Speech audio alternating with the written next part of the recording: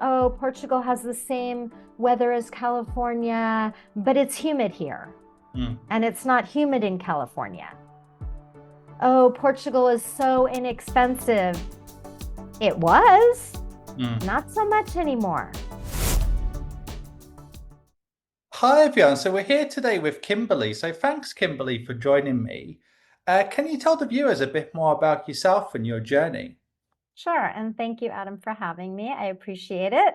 And yeah, I'm Kimberly and I live in Portugal, in northern Portugal. I moved here in 2022.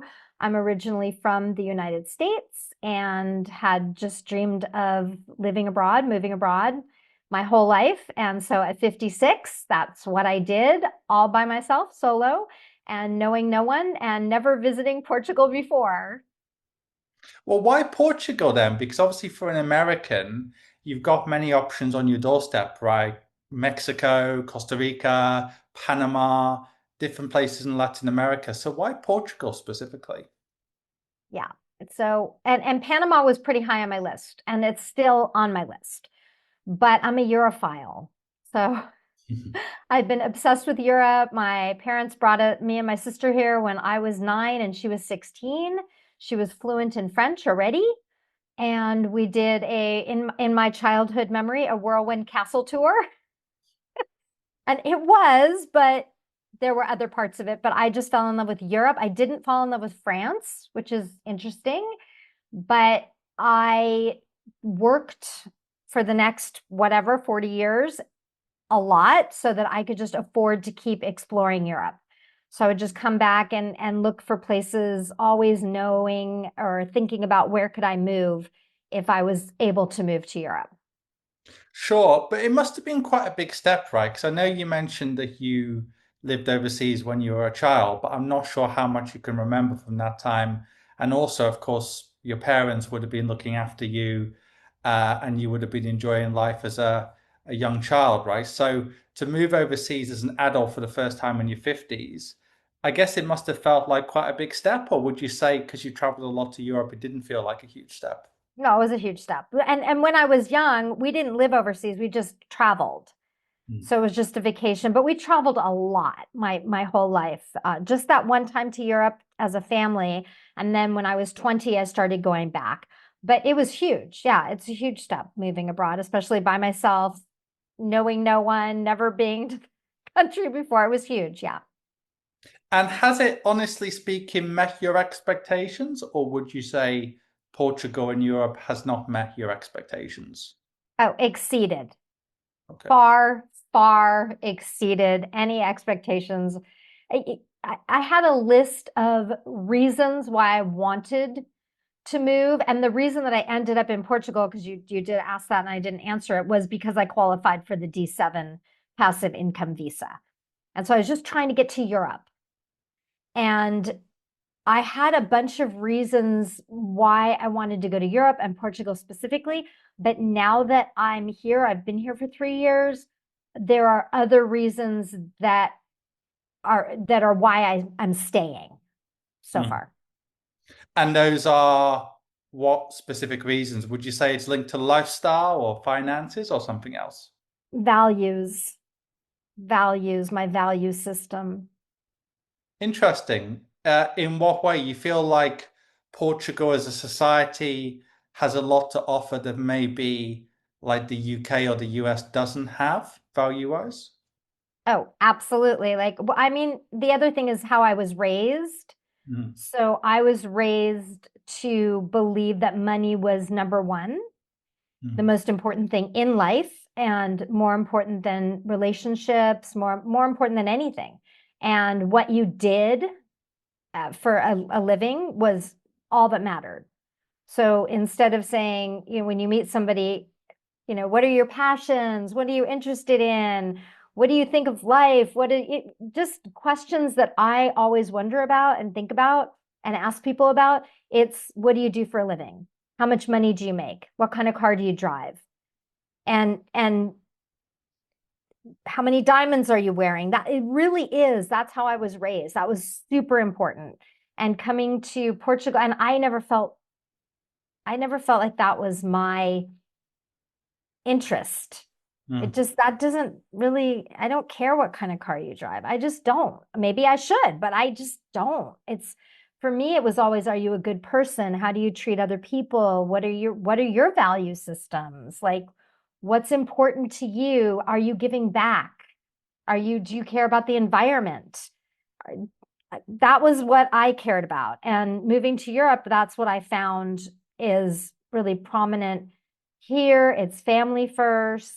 Mm. It's not work first. I was go, go, go, do, working all the time. Always had two jobs since I was 14 years old, worked all the time to earn to get the bigger, better, keep up with the Joneses. And it's just not like that here. Here it's like, oh, let's go have a coffee. What are you doing this weekend? It's just a totally different way of being. Well, it's interesting because some of my clients who live in Portugal say that it reminds them a little bit of what the UK was like, say, in the 1970s. Now, obviously, you didn't live in the UK in the 70s, and nor did I for that matter. I wasn't born in the 70s. But I think what they're trying to say is maybe it's similar to what the UK and US were like a long time ago, in terms of even in the US, maybe if you go back to, say, the 60s or 70s, the pace of life was a bit different to now. Would you say that's an accurate reflection of Portugal? Obviously, it's got its own culture, so you can't compare it exactly to the US, say in the 70s. But would you say that's a good way of looking at it, that there are some commonalities between Portugal now and, say, how the US was many decades ago? That's an interesting question. I never thought of that. So I was a kid. I was born in the 60s. And as a kid, I was just being a kid. So I didn't have a lot of drive to earn money, obviously, but I started working at 14. So maybe maybe it's a part of the US I didn't really see. My family was very driven by work ethic. Yeah, I had a job at 14. When I was in high school, I had two jobs through high school. So yeah, Which is normal in the US, I think. I don't know what it's like now, but I think it still is pretty normal, right, to have part-time jobs. Maybe not a 14 though, because of rules and regulations, but maybe a 17 and 18. right. Well, I worked for my dad at 14. So but those were my summers spent in his office working all summer. I didn't have summers. I wasn't allowed to be a child. It was weird, but I thought that's normal. I thought that's how everybody lived. Mm. Yeah, a very different lifestyle in Europe. But in terms of the challenges, though, that expats face, because obviously you must know at least some expats, maybe you know many expats in Portugal or in Europe. What would you say are the major challenges that people from the US or beyond face when they go to Portugal? Would you say it's language, or would you say it's more not preparing financially? Because obviously you've said that you don't want to focus on money that much, but by the same token, obviously you need enough money to, to live comfortably in Portugal. So what kind of mistakes have you seen I've expats seen make? I, across the board, you name it. And for me, I wasn't prepared for any of this. I went in blind and I did a lot of research and I watched a lot of YouTube videos and I followed people and I joined groups online and I made a lot of mistakes. So language, I mean, language comes with every country that doesn't speak your native language, and learning the language before you go, which I tried to do for a year, I think is important. I think it's important to learn the language. That's my feeling. Have I learned it? No. Am I better? Yes. Am I studying every day? Pretty much. And I love that part. And all the expats I know, except for maybe two, are really trying to learn the language. But there are so many things that are different. And I think it's that way across the board, no matter where you move, especially if you move from a cushy country like the US or the UK or Canada, where you have drive-through Starbucks or you have, right? Everything is easy. You have your Nest whatever it's called, where my best friend, he sits on his couch and he temperature controls his house. Mm. I didn't have that in the US, but I could have. And I certainly do not have it here. I don't have an AC. I don't have heat.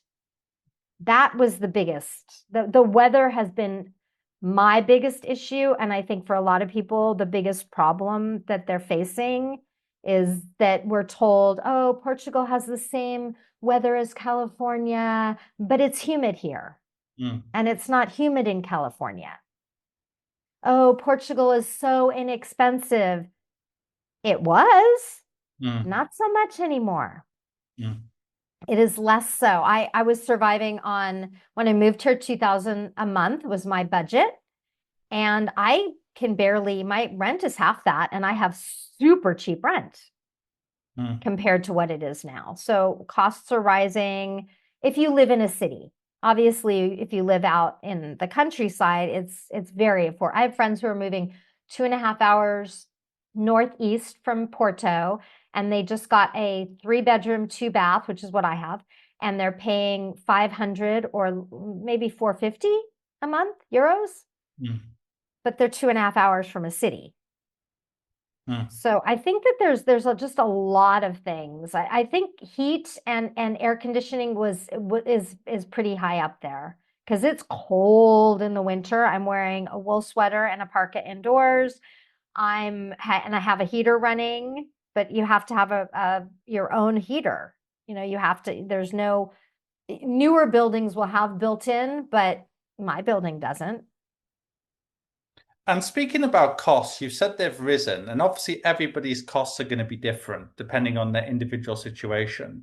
But ballpark, what do you think people should be budgeting for in a city like Porto or Lisbon if they're, for example, single or maybe they have kids?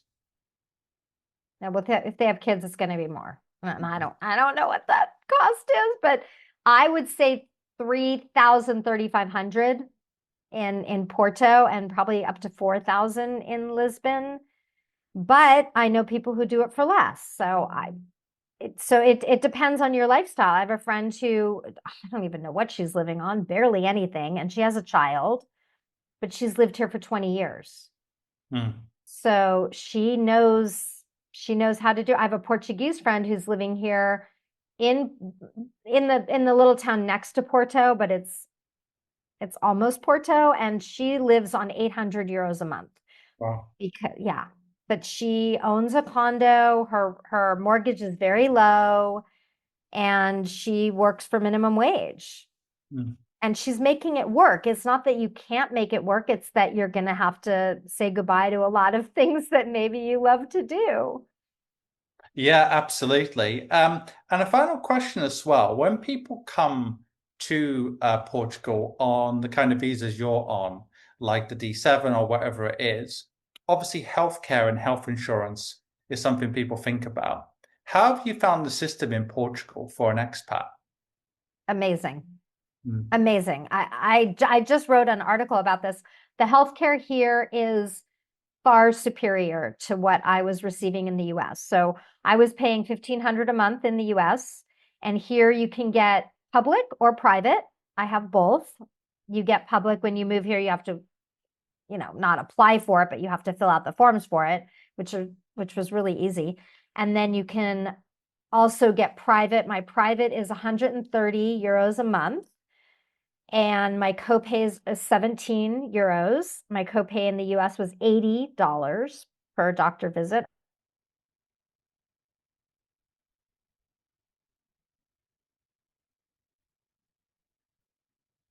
As much as you want. And then they ordered all of the tests for me, and they spend so long with you. They spend as long as you need. But because of that, they're often late because they're spending time with everybody. So you might have to wait about a half an hour usually. And sometimes they're on time. It depends. But I have had all these tests here that I never had in the US that I didn't even know existed, and they were appalled that we didn't have those or we weren't given those. And some of them I asked for and wasn't allowed to have in the US. And if I want an MRI, I got an MRI here, and it was 50 euros. And I begged for an MRI in the US and they said no. And it's 3,000 or 3,500. So it's night and day. The healthcare here is so good. And it does depend on the city that you live in. I heard Porto, the healthcare is actually better than the Algarve. I don't know if it's true, but that's what I've heard. Mm. And I am just shocked all the time when I go in to get things done. It's it's just amazing. They run the tests every year. You don't have to fight with your primary care physician. You can switch physicians whenever you want. It's just it's amazing. I don't yeah, that's one of the reasons I'm staying. Fantastic. Well, thanks for joining us today, Kimberly. Thank you. Thank you, Adam.